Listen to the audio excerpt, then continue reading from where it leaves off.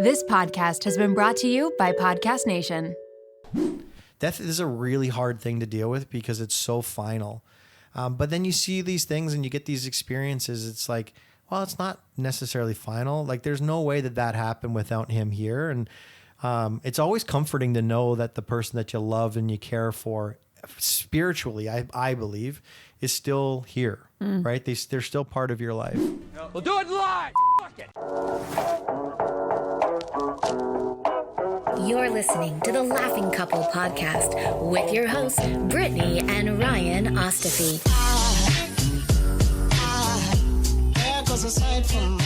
Join them weekly as they discuss topics such as relationships, kids, sex, parenting, all unfiltered and all with a healthy dose of laughter. Please welcome your hosts, Brittany and Ryan Ostafy. Guess who's back? Brittany's back. It's so crappy out today, but I wanted to tell you a joke. Oh yeah, okay. Okay, so what did one hat say to the other hat? Top of the morning to you. Oh, wait, here, you go on ahead. Oh, nice. I like that. Yeah, that's a good one. You go on ahead. I thought that was funny. Okay, You know what I hate about... You know what I hate about dad jokes? What? They're so obvious. They're so good. And then you wouldn't think and of someone it. asks you. Like, You know. Nobody really... When they say, what does one hat say to the other? They Yeah. don't really want you Top to of the answer. morning to They ya. don't really want you to answer, but you feel obligated to answer. And then you think of all of the possible outcomes it could be. Yeah. And you come up with like top of the morning to you. Like that. I went through like 7 different scenarios in my head. Yeah. And then when you said that, I'm like, of course that's the answer. What is Of course that's the answer. Why did my brain not just think that's the answer? Like when you said today, how many times does an octopus want to be tickled? The answer is tentacles. Tentacles. Tentacles. What did the... But I'm like, 8? Like 8? Yeah. I'm like, Great obviously. joke. Funny joke, Brittany. What 8. did the pirate say on his 80th birthday? I'm matey. I'm 80. Yeah, here I was thinking like, pass me the soup. Like, what? Obviously it's not that, Ryan, you idiot. Fuck. I am stupid. Like, what the hell? Pass me the soup. Arr, I got no teeth. Okay, let's get into it. Let's get into this All right, podcast, shall we? Shall we go for it? Oh my God. Pass me the soup. Pass me the soup, damn it. That's funny. Arr, matey. Arr, matey. I knew that joke. I already heard that joke before. Why did I not know that? And then You went with here's the other pass me thing. the soup. Here's the other thing about that joke. fine. If I answered, I'm 80, I would be so annoyed. you'd be pissed. Well, you don't. You just pretend you don't know. Anybody who actually answers a joke Headphones there, Jake? You want those headphones? that's supposed to be like a cute joke is an asshole. Like a literal asshole. Like just pretend you don't know, man. Yeah. So you remember when we were in Florida and your dad was telling those jokes and I was super tired? Yes. And I was laughing at every one of those jokes as if I was high. And your parents thought I was high. Yes. That was a good day. I'm like, is there more That was to good. this That was good. story? That was a good day. That was a good day. It's like that Chris Farley skit in Saturday Night Live where he's talking to the Are we musicians. recording? Oh, okay. When he's talking to the musicians. Yes. And he's like, hey, Sir Paul McCartney, do you remember when you were in that band, the Beatles? Yeah. And Paul McCartney's like, obviously in his voice. Yeah. Yes, Which is I what? understand. Yeah, I remember being in the Beatles. And he's like, yeah, man, that was good. That was good. You remember that song that you sang, like, hey Jude? And he's like, yeah, I remember that song too. He's like, yeah, man, like that was a good song. And like that's it. That was a whole skit. Oh, It was just God. him being a sweaty Love interviewer, it. not really knowing how to interview. That's how I feel sometimes on this podcast with you.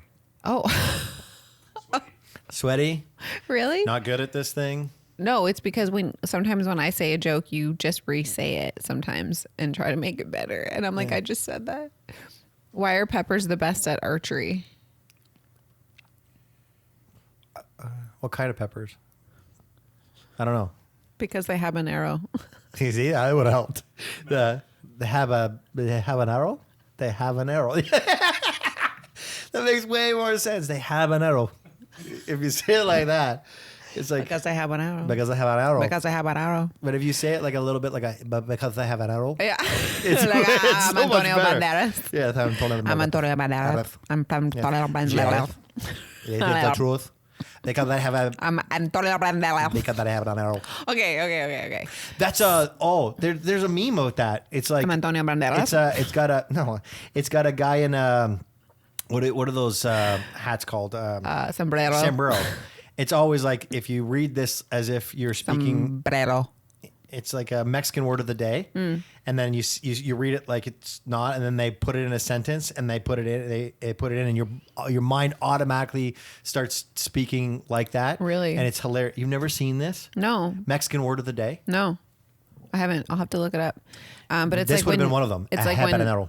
when Giada, I used to watch this cooking show with Giada, and she was just like American, but she was also Italian.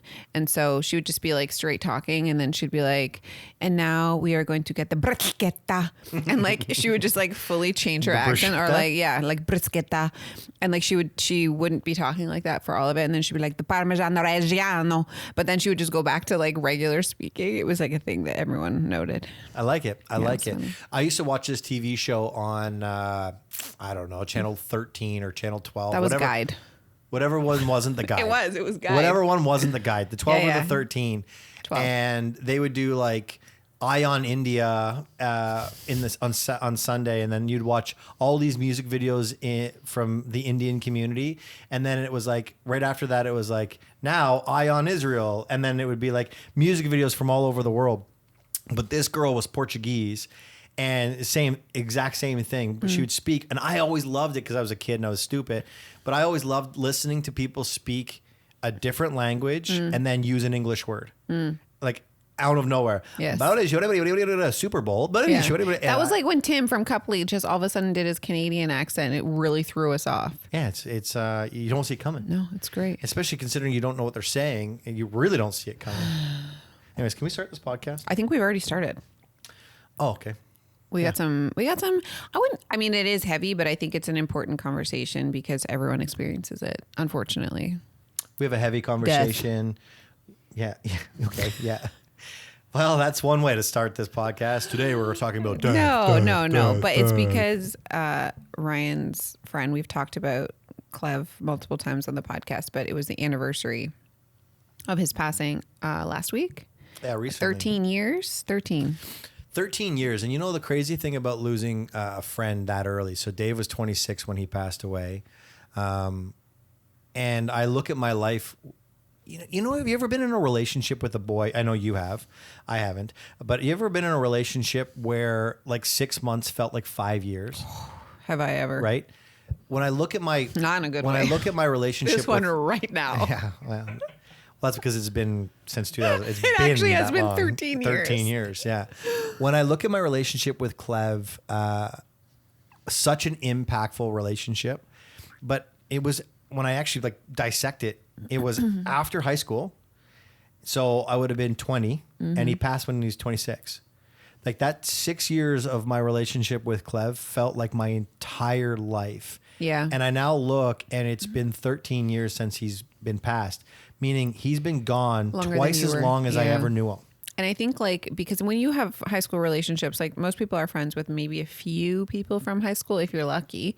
But most of your friendships are formed after high school, whether that's post-secondary, whether that's when you're working or whatever. And definitely now that you've got kids, you hang out with parents. But that little moment of time in your 20s when you're like doing all the things, you're going out, you're seeing the world, whatever. Those years really do feel like forever because you just soak it all in. They're probably the most impactful. They're probably the most impactful years of your life. It's because for the first time in your life, you're not restricted to what your parents say. Yeah. Then you're not restricted to what the school system says. This is when you really get to stretch, find your individualism, find your tribe, so to speak, and really go out to the universe and say like, hey, I'm willing to try this and do this and experience these things. And then when you have that one friend or that core group of friends that are all part of that, those are the things that now as a 40-year-old, you know, you you sit down, you have a couple drinks, and those are the things you're always talking about. 100%. You're always talking about, you remember when we did this, and you remember when you do that. And I think for me, when you lose one of those friends in that time in your life, you are never going to be the same person. No, and I think because Dave's passing was such a fluke tragedy, like he passed when he went cliff diving. Okay, so he passed when he landed. But like, I think because there was no funeral, because we just There's a funeral, but we never saw. Sorry, I wasn't finished. Sorry. There was no funeral with a body. There wasn't that sense of closure that you got, right? And because it took a while to find his body, and then they had to bring it back. Like, it was just a really hard space, because also it wasn't here. Like, he was in BC and you were in Ontario. So I think that there was already such a disconnect between you guys, like distance wise, that it will never feel like you have that closure. Because I often forget, sometimes I can only imagine how you do this, but like, I often forget that like he's not here. Like, I'll be like, oh yeah, like we'll talk, and then I'm like, okay, no, like I get it, but I can only imagine you having moments of like thinking and reminiscing about that stuff, and it's just like a friend that you haven't seen in a really long time. Yeah. Death is such a strange thing, because it's final, but it's so impactful, and it hurts so much, and it happens so quickly, and then like the world just moves on. Yeah. But your world doesn't. You know what I mean? Like, well, it does, but the world moves on. And I remember when I did one of the eulogies at Dave's funeral, I remember looking, and when you pass away at 26, you can imagine that all of your friends are still here, and they're still probably all living in the community, and their parents are still here. And then your grandparents are, like, your network at 26 is huge. It's massive. And I remember being in the church and looking at like thousands of people packed in, standing room only for his funeral. And everyone was crushed and hurt. And I just remember coming in and seeing cars pass us. Yeah. And I remember looking at the cars thinking, why are they just driving? Right. Where because are they this going? isn't their life. Where are they like, where are they going? Right. The world is like, it's over. It's not, why are they not here? And you just realize that, and this is what I said in the eulogy, we're all here and we're all hurting and we're all impacted for this because we were lucky enough to know Dave. Right. Because the people that are outside, that are driving, that are dealing with their stresses, their worries, their concerns, their considerations, their work, all of the stuff that they're dealing with, they have no idea what we're dealing with. They're just going on their day, and our lives feel like they're over because we knew Dave. Because he made this such a big person impact. was so impactful.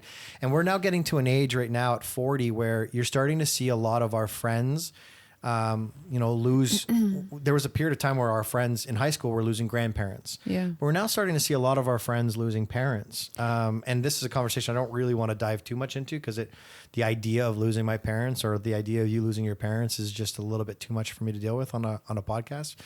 But we're starting to see it more frequently. And I was talking to Shelby the other day, and she had just lost her grandmother. And I was saying, like, the hurt that you feel is a direct impact of the person's value that they had in your life. And it's hard to comprehend that. It's hard to make that make sense. But the more you hurt, the more grateful you really should be that person meant so much to you that it really truly feels like your life is over. And it will never be the same. And the thing that I struggle with the most now, 13 years later, so we live in a community, and about 1.5 kilometers from where we live is where Dave used to live with his parents. And we partied so hard at that house. Oh my God. Lots of memories. One of my favorite memories is from that house and from those parties. But I walk by every morning I do my walk. I always walk by his house, and I always acknowledge him. And the other day, and it happens frequently, the other day I was walking, and I was in my head about the stuff that we're dealing with, the drama that we're dealing with, and the stress of it is that we're dealing with. And I walked right by his house, and I didn't acknowledge his house. And I got right around the corner, and I thought, where am I? On the street. And I looked back, and I saw his house, and I thought, Guilt. Fuck, I didn't even acknowledge his house. I'm in my own life so much that this man who meant so much to me, I can just walk past his house and it doesn't have that same feeling to me anymore. The problem with life is life does go on, and I do feel guilty all the time that I get to deal with the stresses of life. I really get to deal with the stresses of life, and it sounds weird, but it's like that's such a blessing. It's a privilege. It's such a privilege. Turning 40, people are like, oh, like how is it to turn 40? Really good. It's really good to turn 40.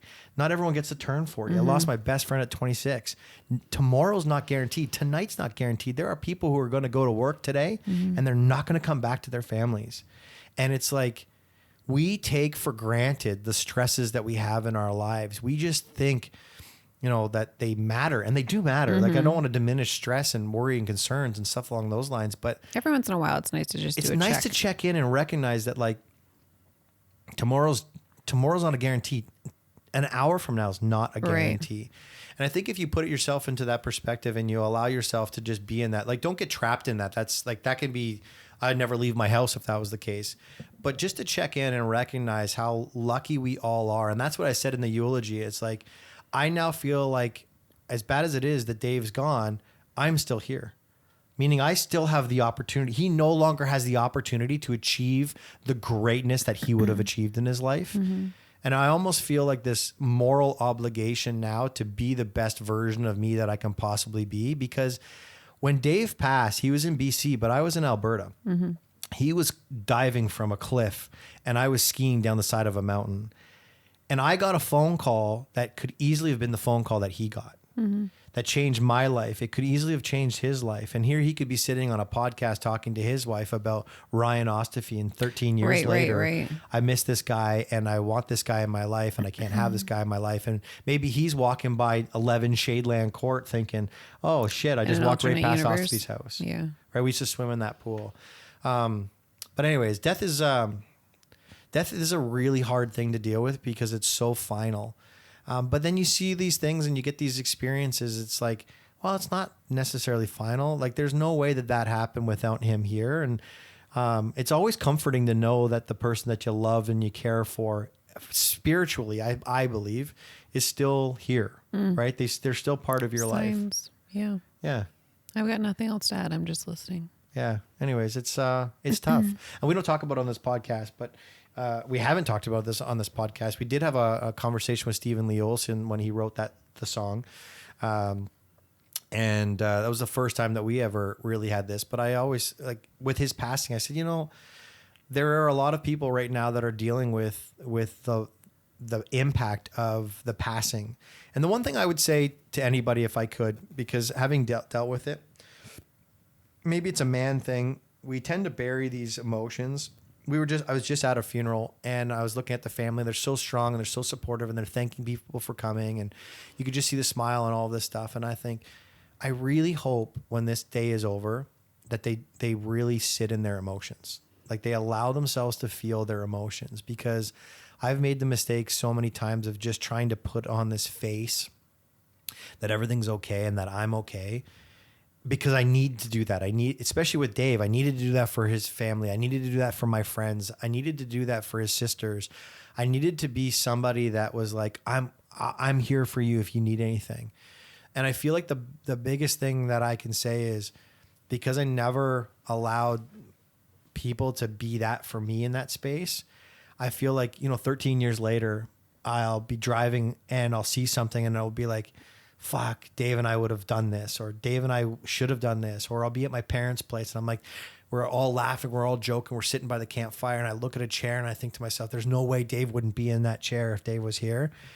And then I got to go and cry. Like, I got to leave I got to leave and I got to cry, because I don't want to be the guy that's like, why are you crying, man? Well, 13 years ago, I lost my best friend. Yeah, but no one's going to say that to you. No, I know. No but one that you're like, hanging out with is going to say that to you. I just really feel like I never dealt with I your never grief. dealt with it the way that I could have dealt with it. I never saw anyone about it. And when I really think of it now, as a 40-year-old man who still physically deals with the impact of losing, your best friend, it's like, I don't think I should have seen someone for this. Yeah, but I don't think you can put a timeline. Like, I think you still can.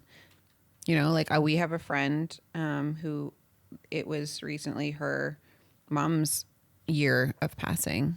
It's been a year, and she has had a really tough year for obvious reasons. But she is a very strong individual, and she just keeps on going and is really like compounding her grief because she doesn't want to break down in other parts of her life, and it's physically affecting her. She's physically affected by it because this grief and this pain and this stress is turning into physical pain. And I had met with her last month, and I was just like, you gotta let it out. And I think people with grief, especially, it's hard not to like look at the movies and look at these unrealistic timelines. Like grief isn't linear.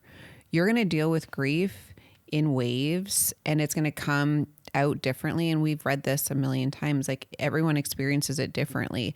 And I think we all just need to adapt the fact that there isn't a way to deal with grief. You'll just deal with it. However that looks like. Sometimes it's going to be successful. Sometimes it's going to be really painful. And like, that's okay. Yeah, and I think we as a society can do a better job of recognizing grief in others and accepting that that's how they do it.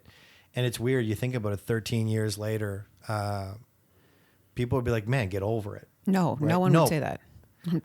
Well, you would hope no one would say it to your face. No, but I don't think it's you can like, guarantee people are like, wow, like it's been 13 years, man. Like life has gone on, move on. But I haven't. I haven't. I tell you right now, as a 40-year-old man, I am not over the passing of Dave. It impacts me every single day. I deal with it every single day because he was my guy. He was my brother. And it's like, how are you supposed to get over that? I don't think you're supposed to get over it. Like, I think that when you say, like, I'm not over it, I don't think you'll ever get over it. I think it just gets easier to think about. And then the guilty side is you walk past his house and you don't think of it and you think, oh, I am over it. And you're like, why am I over it? I should never be over it. But I think the language needs to change. Like, I don't think you need to think, I think you're beating yourself up in the sense of you saying like, oh, people think that I need to get over it. Or even you saying like, you're going to have to get over it. It's been 13 years. No, like, let's change the language. Don't say like, let's get over it. Like, you can live your life daily and have moments of like, you're not thinking about him, and you will all, and that doesn't mean that you'll never remember him. You know what I mean? Like, you're never going to not think of him, but you're allowed to live your life without constantly thinking of this person. It's physically impossible for you to do that. And how is that helpful for everybody who's left here for you? I sent you that song a couple weeks or last week or whatever, Sleep Deprivation. It's such a good song. And there's a line in the song that says something like I'm lost and ambitious. Like, it's his first year where he's lost and ambitious at the same time, which I really feel like resonated so much with you when I look at you, because I think that you have this feeling that you're lost over here because you don't know how to deal with this, but you also are so ambitious in every other aspect of your life. And it's like, how do you have this and make both of them make sense at the same time?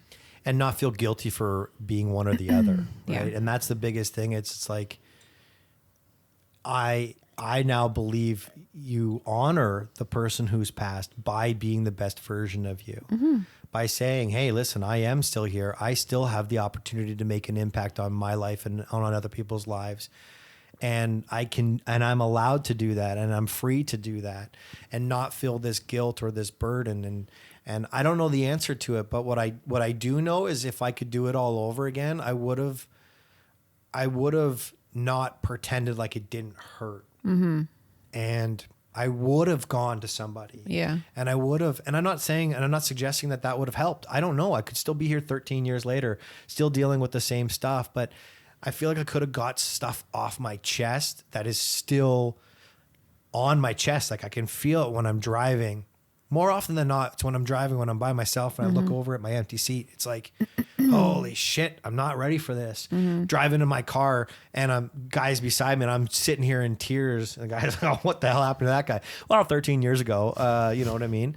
That's the one thing I would say. It's like, everyone does deal with grief differently. It does impact people differently. But you really have to be in your feelings. You really have to be in your emotions. And if you don't give yourself the opportunity to feel what you're actually feeling, it never goes away. Yeah. It just never goes away. Love everything. I love that you were vulnerable about that. I don't know how this is going to segue, but it's maybe just more about like living into your life and for the people who are still here. Because you had a conversation with Coop, right? You're talking about Coop. Well, I just, we talked about this probably earlier in the year. We made the joke about when was the last time like you hug your dad, right? Mm-hmm. And really like have a real hug. Like I always have a manly hug with my dad. Well, but the joke was, when was the last time I called my dad daddy, right? Yeah.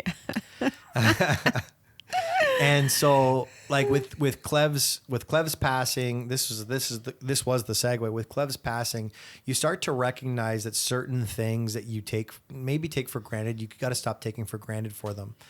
And then with Cooper, that first year was really tough. The first 3 years was really tough for me because it was Cooper's first year. Obviously he's on the boob, and for a man, for a husband and father, I think we'll all understand that we really are kind of useless in the early stages of our child's lives. We're there, we're supportive, we're a voice, we're a smile, we're a support system. But ultimately at the end of the day, the child doesn't necessarily need us as much as they need their mother. And I know there's a lot of people who would be like, don't paint that with the brush, but if you look at how we are physically built, I cannot produce milk from my breast. Yeah, but that is a brush that you got to be careful with painting, because not every woman can breastfeed. And I understand that too. But what I'm getting at, let's put it this way. In our lives specifically, the maternity leave was you. Mm-hmm. I wasn't there Monday to Friday. I was there on the weekends, and I was there after work.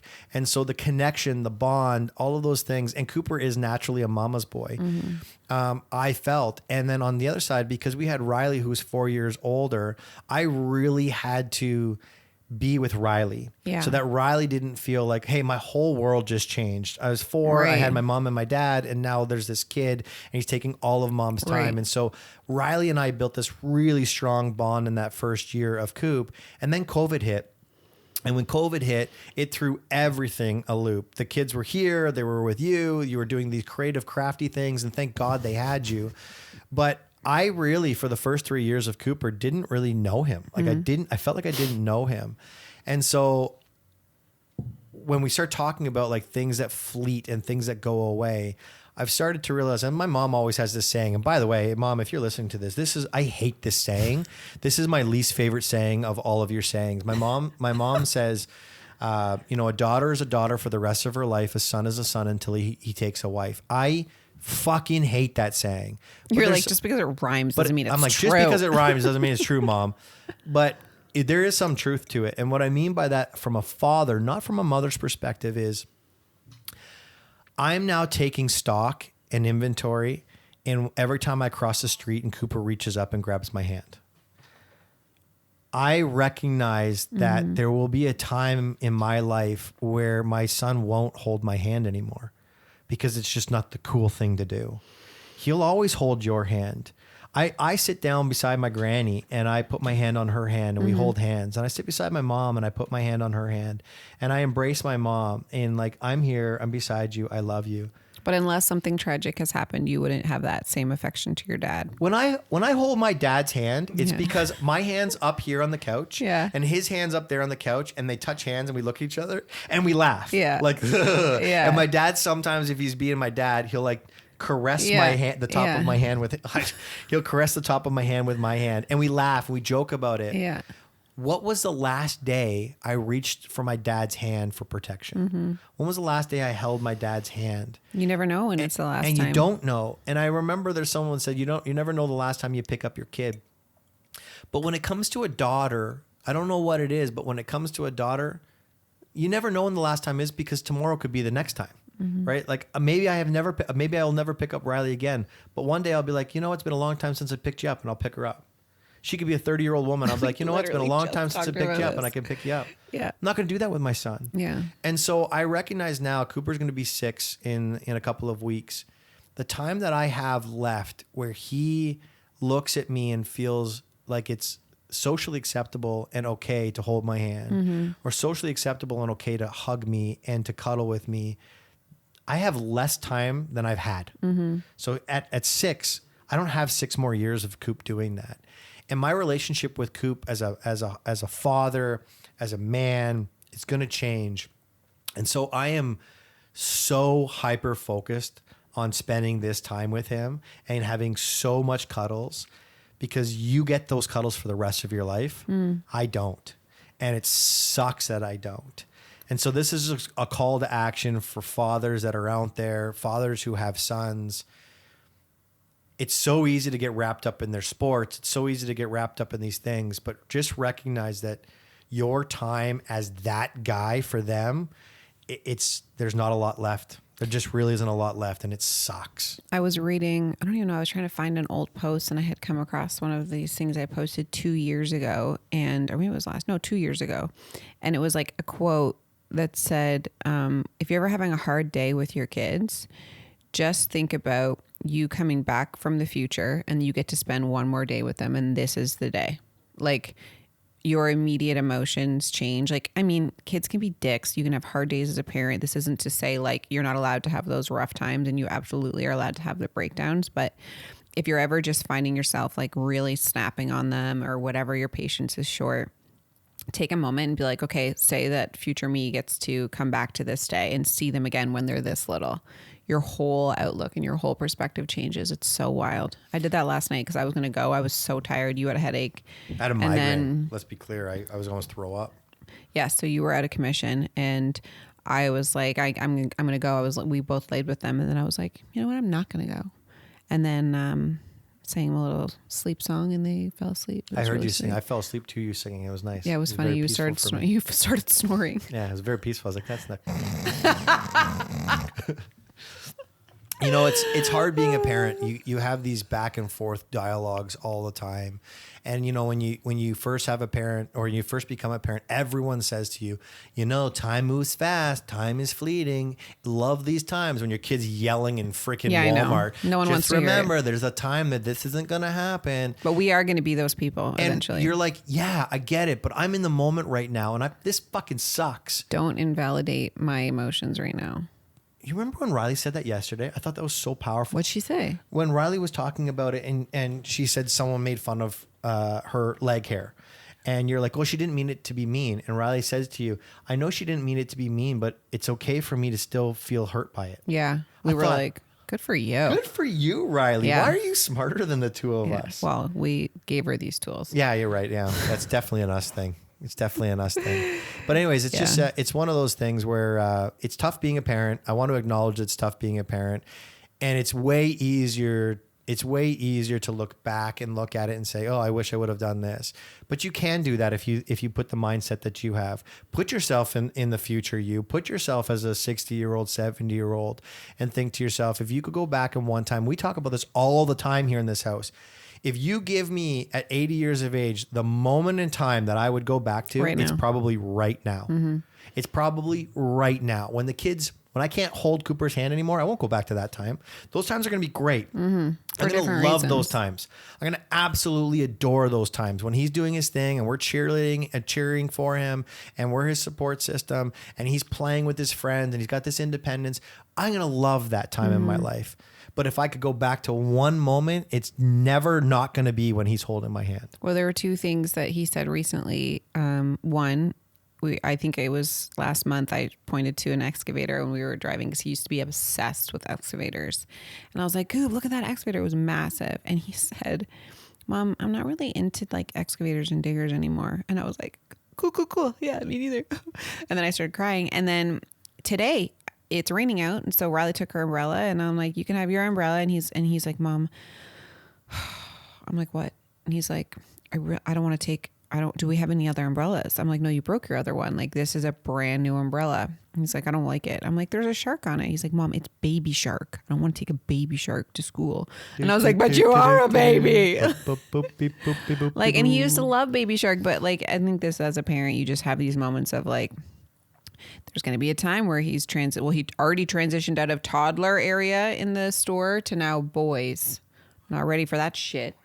Like, it happens fast. fucking boys. You know what? It happens fast, but it doesn't happen fast. No, it really doesn't. And then, like, I saw, we can talk about this on the next podcast because I don't think there's enough time. But Riley just had her cheerleading competition and the nationals in Niagara, and one of the mothers had posted a video about how amazing the weekend was, and they did all these highlights.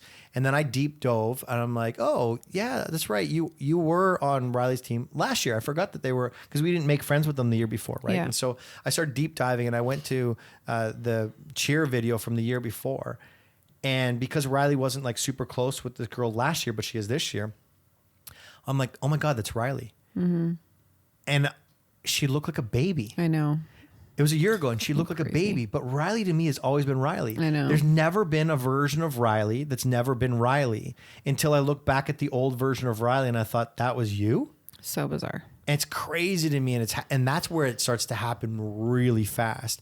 My 30s didn't go really fast. They were really hard. They took a lot out of me. I've lost hair. I've gained weight. I've stressed. It took really a dark. lot. It took a lot out of me. But it happened so quickly. Yeah. When you look back on it. I literally just remembered you're no longer in your 30s. I'm not in my 30s anymore. I was like, why are you talking like you're not still in your 30s? Oh, because I'm 40. it's fine. Anyways. Well, listen, this is not our typical podcast. This was a little bit more sentimental than we normally have. We're not apologizing for We're it, not though. apologizing for it, because I know that there are people that are listening to this podcast right now that are dealing with the same stuff that we're dealing with. And I just want you to know that it's what you're dealing with is how you're dealing with it, and it's normal. And don't let anyone tell you how you should be dealing with this. You deal with your emotions the way you deal with your emotions. Losing someone fucking sucks. Amen. And it never goes away. Agreed. Peace out. Hey, Tim. Yeah, 'cause aside from my soul,